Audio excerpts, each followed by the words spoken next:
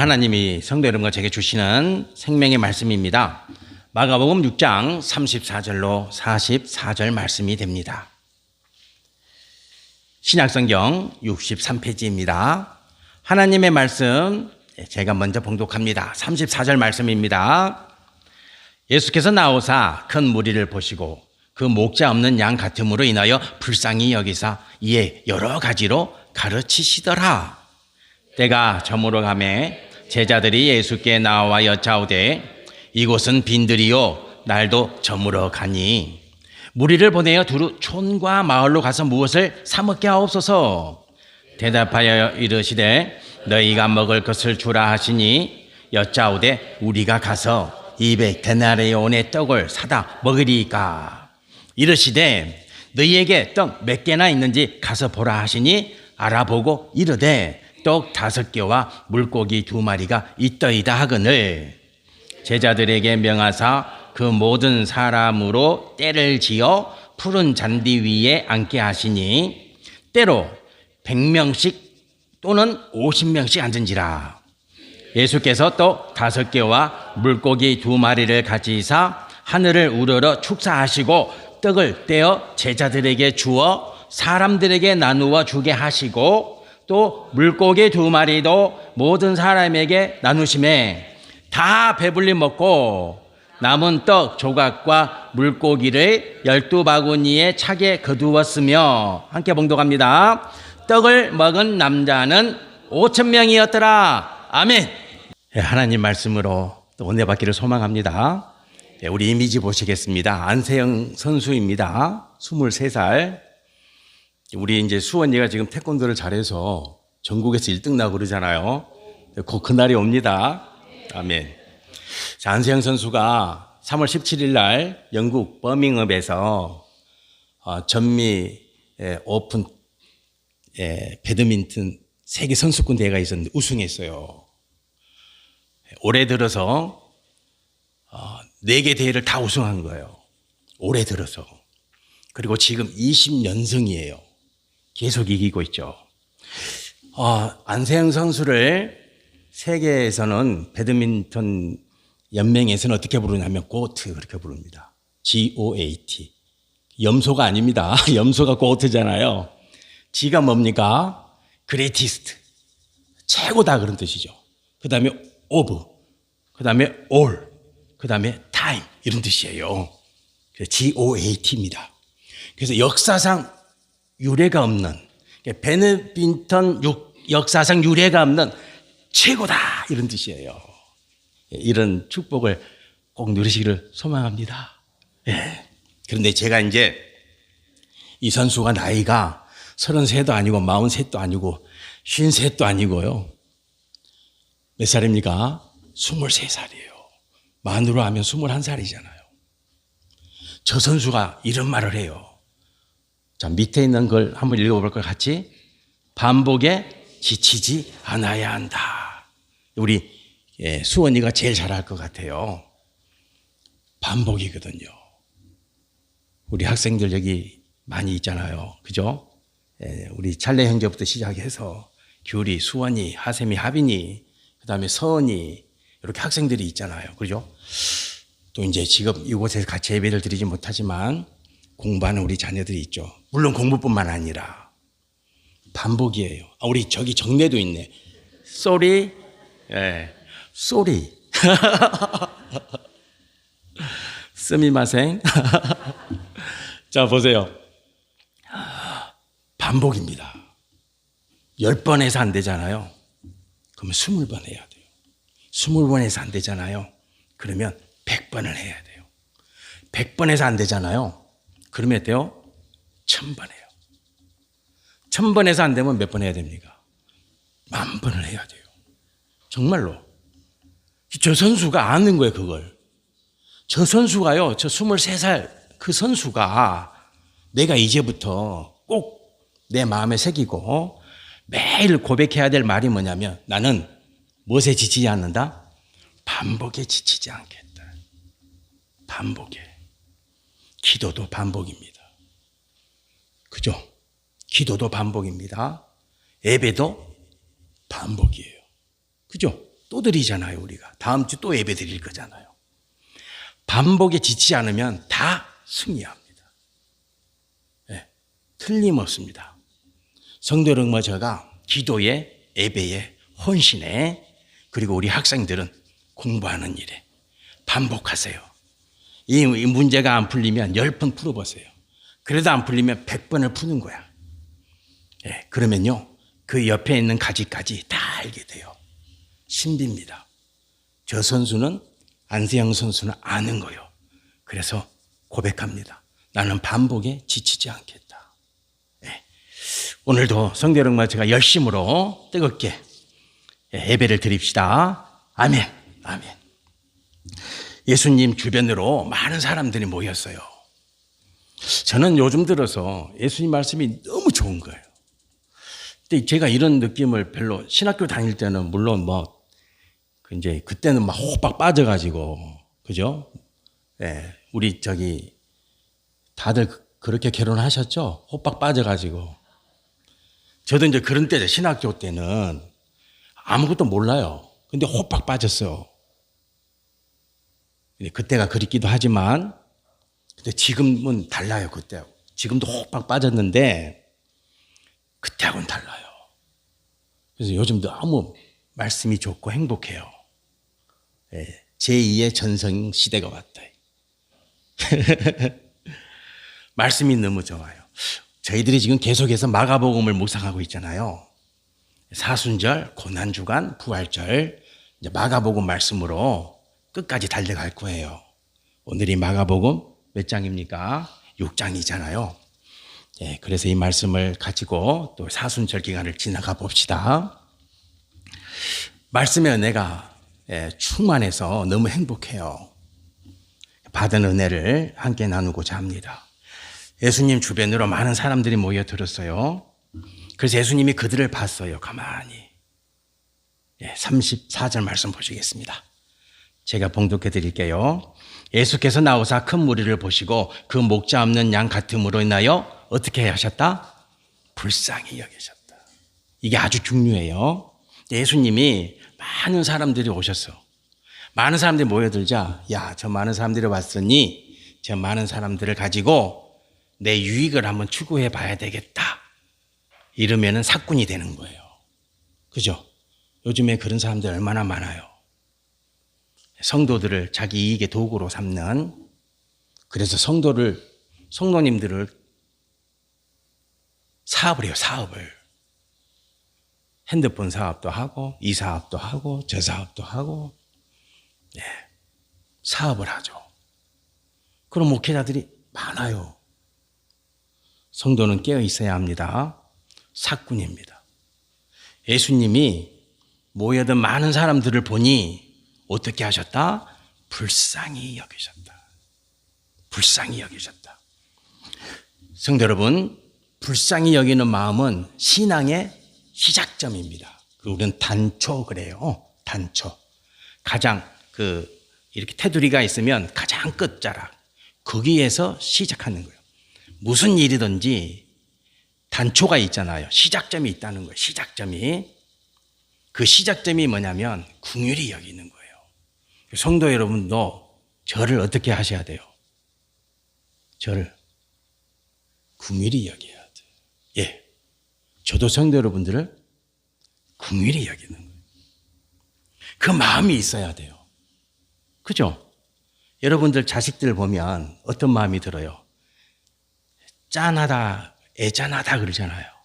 그 마음이에요. 그 마음이 있어서 부모와 자식 그리고 남편과 서로 한번 봐보세요. 짠하십니까?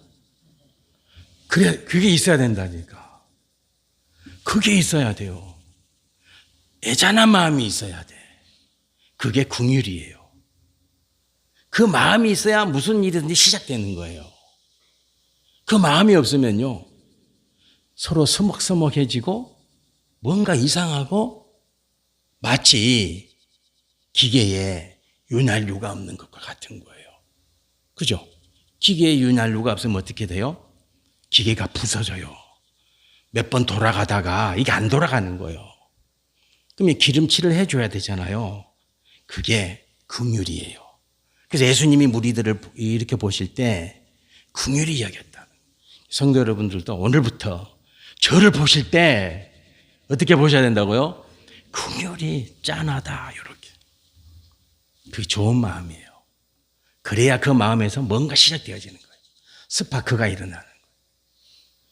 예, 그걸 꼭 기억하셔야 돼요. 예. 그래서 예수님이 무리를 보실 때 불쌍히 여기셨어요. 그러면 이제 불쌍히 여기셨다. 왜 불쌍히 여기셨는가? 이유가 있을 거 아니에요.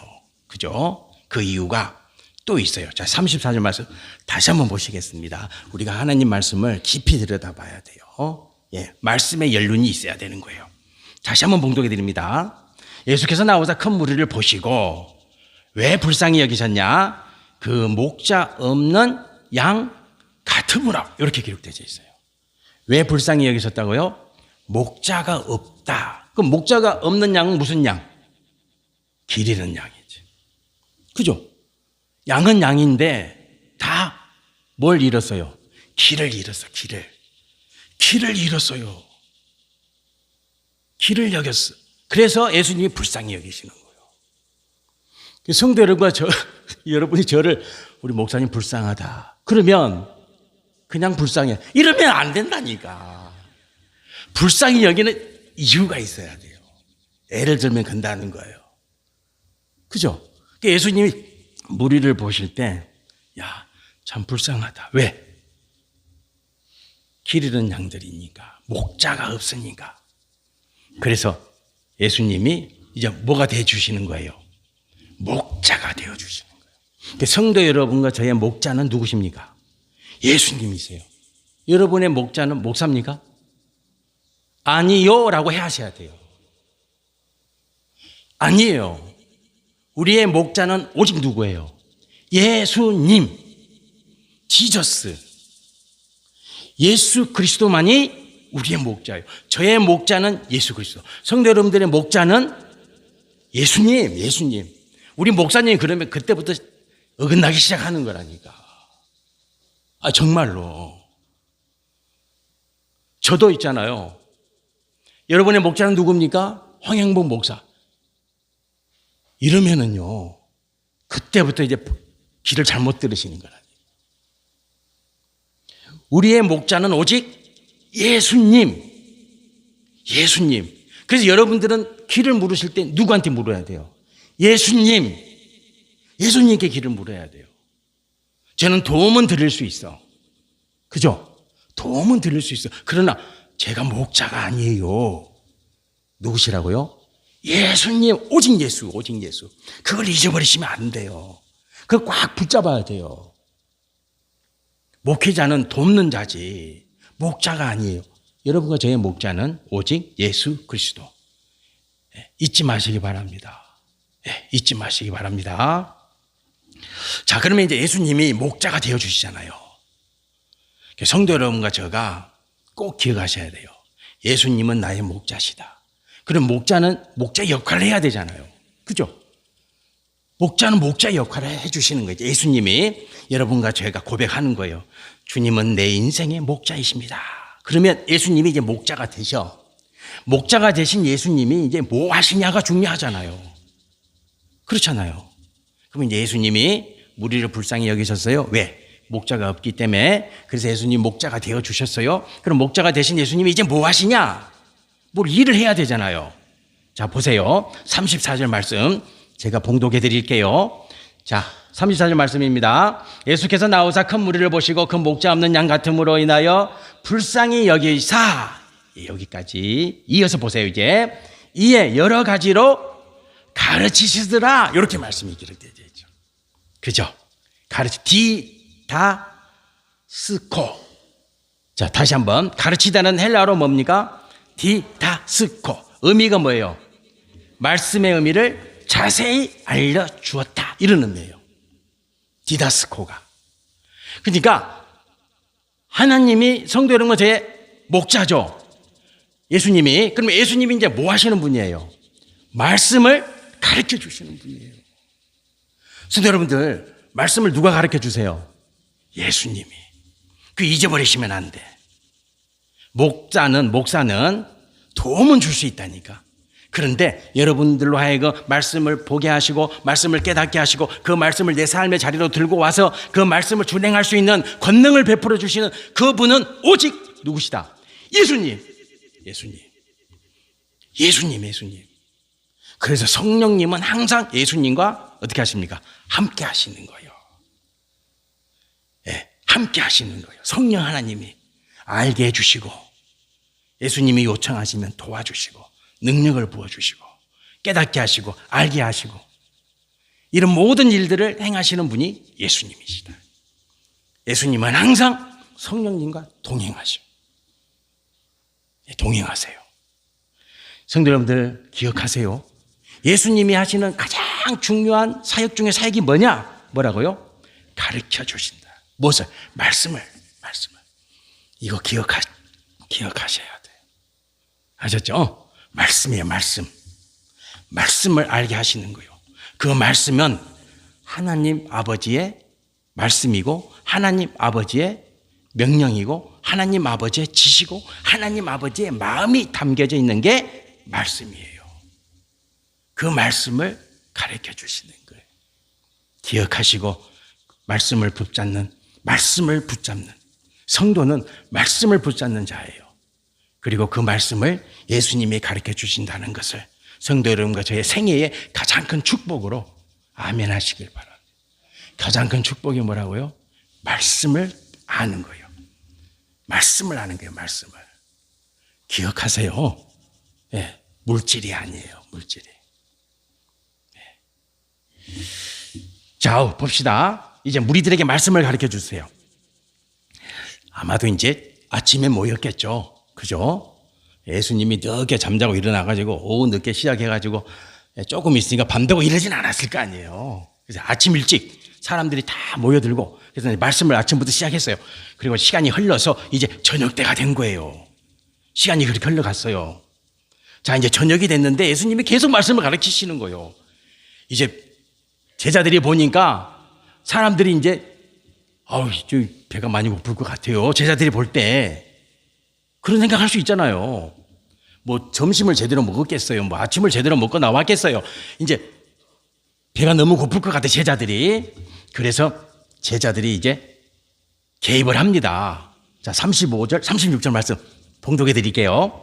때가 저물어 가며 이제 저녁이 됐다 그 말이에요. 제자들이 예수께 나와 여짜오되 이곳은 빈들이므로 날도 저물어 가니 이제 밤이 됐습니다. 밤이. 36절에 무리를 보내어 두루 총과 마을로 가서 무엇을 사 먹게 하옵소서. 이제 일단 밥을 먹어야 되지 않겠습니까? 주님, 이제 밤이 늦었으니까 그렇게 말씀하시는 거죠. 제자들이 예수님께 말씀을. 제자들 입장에서는 당연하죠, 그죠?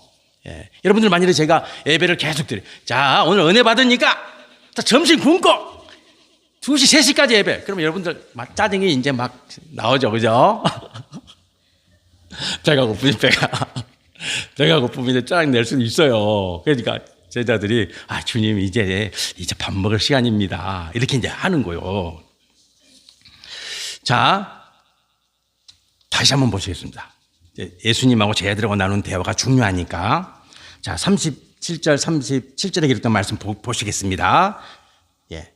자, 대답하여 이르시되 예수님이 그래, 그렇다. 이제 밥 먹을 시간이다. 예수님이 이제 인정하셨어요. 제자들이 밥 먹고 이제 일단 밥을 먹어야 되겠습니다. 그러니까. 근데 예수님이 이제 그 말 들었어요. 그 대답을 해야죠. 예수님 대답하는 거예요. 뭐라고 대답합니까? 너희가 먹을 것 주라 그러는 거예요. 자, 깜짝 놀랐겠죠. 그죠? 자, 보세요. 우리가 가서 200데나리온의 떡을 사다 먹이리까? 이렇게 말하는 거예요. 제자들은 예수님이 너희가 먹을 것을 주라 그랬으니까 제자들은 예수님의 말씀을 어떻게 받는 거예요? 예수님 말씀을, 이게 아주 중요해요. 성도 여러분들, 여러분과 제가 이런 말씀에 깊이 들어가 봐야 돼요. 이런 말씀을 그냥 놓치면 안 돼요. 자, 예수님이 제자들의 말을 들었어요. 이제 밥 먹을 시간이에요. 저녁 먹읍시다. 지금 너무 늦어버리면 마을에 내려가서 밥을 먹을 수가 없으니까 빨리 보내가지고 사람 무리들이 가지고 있는 돈으로 뭐 밥을 사 먹든지 어떻게 하든지 뭘 하든지 일단은 먹고 봅시다. 이렇게 이제 제 아들이 말했죠. 근데 예수님이 대답하시는 거예요. 뭐라고 하냐면 너희가 먹을 것을 주라. 이렇게 하시는 거예요. 그랬더니 제자들이 그 말 듣고 깜짝 놀랐겠죠. 왜 그래요? 제자들은 예수님의 말씀을 이렇게 받아들이는 거죠. 우리가 5,000명을 먹이려면 5,000명이 먹을 떡이 있어야 되잖아요. 그러면 그 떡을 사야 되잖아요. 그 떡을 사야 되냐면 뭐가 필요해요? 그렇죠. 돈이 200데나리온이 필요한 거예요. 200데나리온. 그러니까 1데나리온은 품꾼이 하루 일하는 품삯입니다. 그리고 엄청난 돈이에요. 왜냐하면 5,000명이니까. 제가 다 계산해 보니까 한 사람당 5,000원짜리 식사를 하면 맞아요. 5, 4, 20. 5, 4, 20. 4,000원짜리. 요즘은 4,000원짜리 어떻게 밥 먹어요? 그러죠? 네. 우리 1층에 있는 김치찌개 11,000원인데 먹기 힘들어요. 이제 한 사람당 4,000원이야. 계산해 보니. 자, 그러면 큰일 났잖아요. 그죠? 제자들 입장에서는 아니, 예수님이 우리의 갑자기 너희들이 먹여. 그래서 그 제자들은 예수님 말씀을 가지고 돈이 없는데 그렇게 생각하는 거예요. 성도 여러분들. 여기에서 이제 성도 여러분과 제가 예수님 말씀을 이제 충격을 받으셔야 돼. 자, 예수님이 너희가 먹을 것을 주라 그래요. 그러면 제자들은 어떻게 해야 돼요? 자기가 가지고 있는 걸 주면 되죠. 그러잖아요. 예수님이 제자들에게 야, 너희들이 먹을 걸 줘. 그 말은 너희들 지금 가진 게 있잖아. 그걸 줘. 그러는 거예요. 그러면 너희들이 가지고 있는 건 뭐냐? 예수님은 쟤들이 뭐가 없다는 거 알아요? 몰라요? 돈이 없다는 거 알아요. 아신다니까. 예수님이 우리들이 돈이 없어. 그런데 야 200데나리온 가지고 와. 그러면 예수님은 뭐가 되는 거예요? 예수님이 아니죠. 성도 여러분들 그걸 잊으시면 안 돼요. 성도 여러분 저에게 돈이 없어. 그래 예수님이 내가 돈이 없는데 야 돈 200데나리온을 가져와. 그러면 예수님은 예수님이 아니세요. 예수님입니까? 아니죠. 사꾼이죠.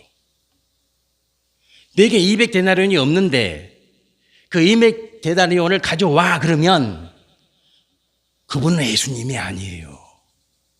그럼 예수님이 너희가 먹을 것을 주라 그랬잖아요. 그러면 제자들은 뭘 가져오면 됩니까?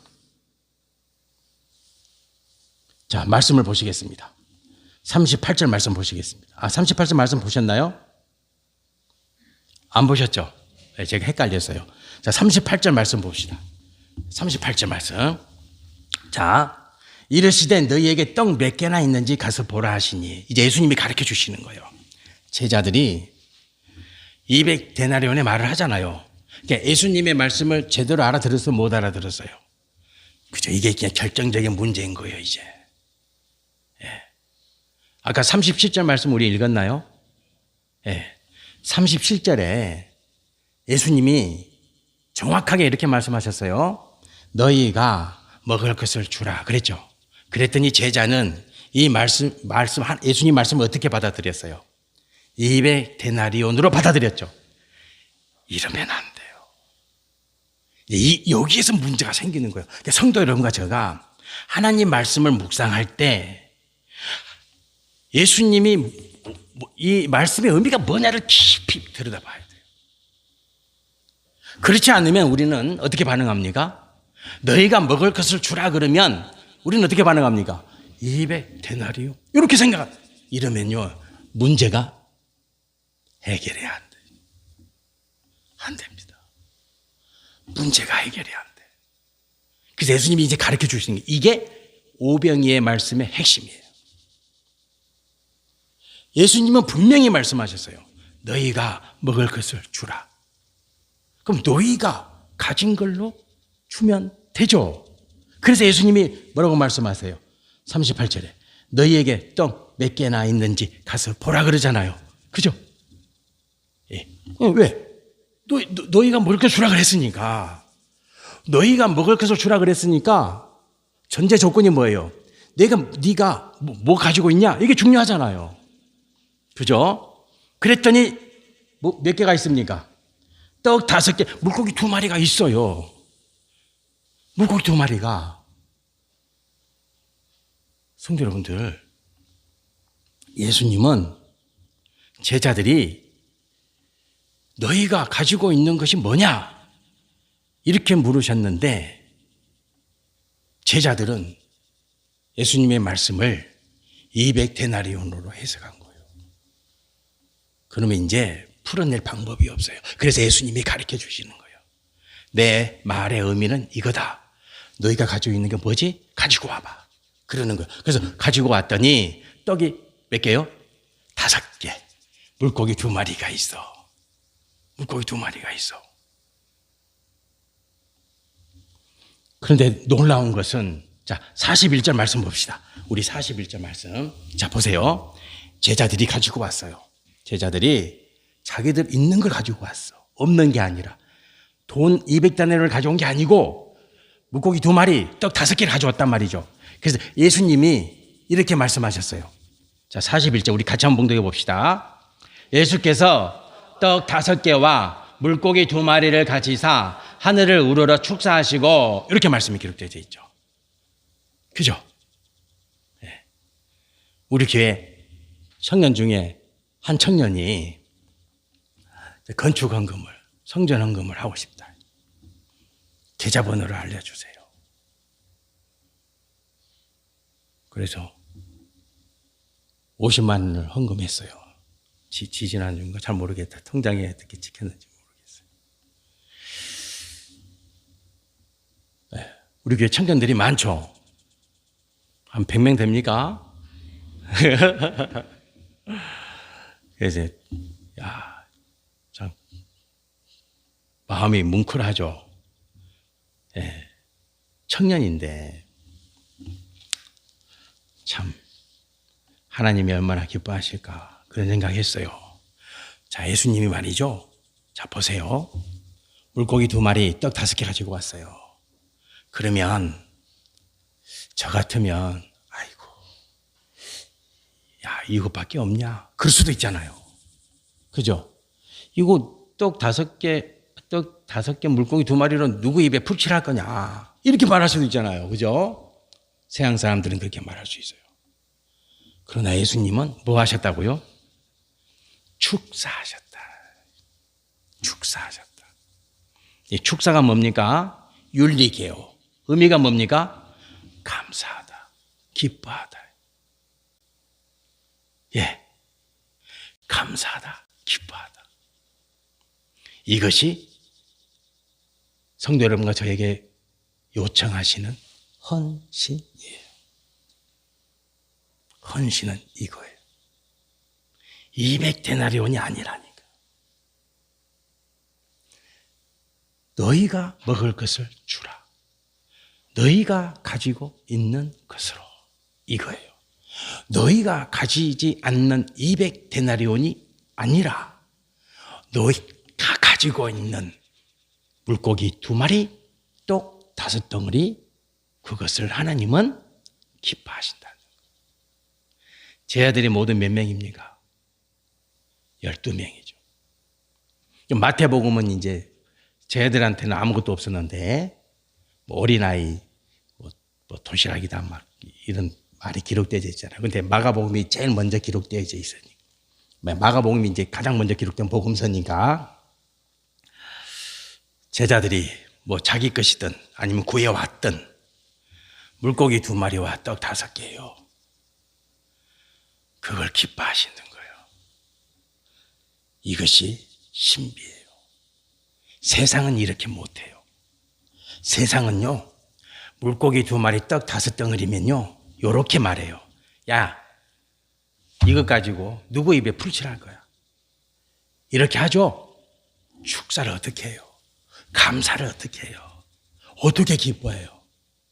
그러나 주님은 달라요. 성도는 달라야 돼. 헌신은 뭘로 한다고요? 내가 가지고 있는 것으로. 이게 헌신이에요. 예. 그러면 어떤 일이 일어나냐? 성도를 보세요. 자, 제가 읽어드릴게요. 다 배불리 먹고. 남자만 5,000명이다 그랬어요. 뭐 여자, 어린아이 막 다 하면은, 예, 셀 수도 없어. 다 배불리 먹고 남은 떡 조각과 물고기를 12바구니에 차게 거두었으며 떡을 먹은 남자는 5,000명이었더라. 이렇게 기록되어 있어요. 예, 기적은 여기에서 일어나는 거예요. 기적은 어떻게 일어난다고요? 말씀대로 하는 거예요. 그런데 말씀을 말씀답게 해야 돼요. 말씀을 말씀답게. 너희가 먹을 것을 주라. 성도 여러분들, 내가 가진 것으로 기억하시고 누리시길 축복합니다. 성도 여러분들, 작은 게 아닙니다. 5,000명 앞에 물고기 2마리, 떡 5덩어리가 무슨 의미가 있겠어요? 하지만 의미가 있어요. 예수님 앞에서는. 성도는 그렇게 사는 거예요. 성도는 그렇게 사는 겁니다. 제가 마무리하겠습니다. 제가 어렸을 때는 목사님들이, 성도님들이 가지고 오는 성미를 가지고 먹고 살았어요. 제가 다녔던 교회도 그랬어요. 그때 무슨 사례비가 많았겠어요. 성도님들이 그 성미 주머니가 있어요. 그 성미 주머니에 쌀을 가지고 오면 그 쌀을 한 달 모아요. 그리고 그 시장에 팔아. 돈이 얼마나 되겠어요? 그걸 가지고 이제 사시는 거예요. 초창기 때는 다 그랬어요. 다 그랬다고. 그런데 목회자의 자녀들이 굶냐, 못 입냐, 못 사냐, 못 배우냐, 안 그래요. 하나님이 다 하시는 거예요. 하나님이. 성도 여러분들, 오늘 말씀을 꼭 기억합시다. 너희가 가진 것으로 주라. 요 말씀. 예. 누리고 사시기를 축원드립니다. 아멘. 기도드리겠습니다. 할렐루야. 하나님 아버지, 말씀 알게 하옵소서. 그 말씀을 보면 신비합니다. 오묘합니다. 세상의 말이 난무하고 우리가 자본주의 시대에 살고 있어서 모든 척도가 다 돈이 되어버린 이 세상에 아버지, 지금부터 2000년 전에 주님의 제자들도 똑같이 200데나리온을 이야기하고 있습니다. 주님, 아닙니다. 너희가 먹을 것을 주라. 떡 5개, 물고기 2마리면 충분했습니다. 오히려 남았습니다. 12바구니가 남았습니다. 이 신비, 말씀의 은혜 누리고 사는 우리 창선교회 모든 성도님들 되게 도와주세요. 예수님 이름으로 기도드립니다. 아멘.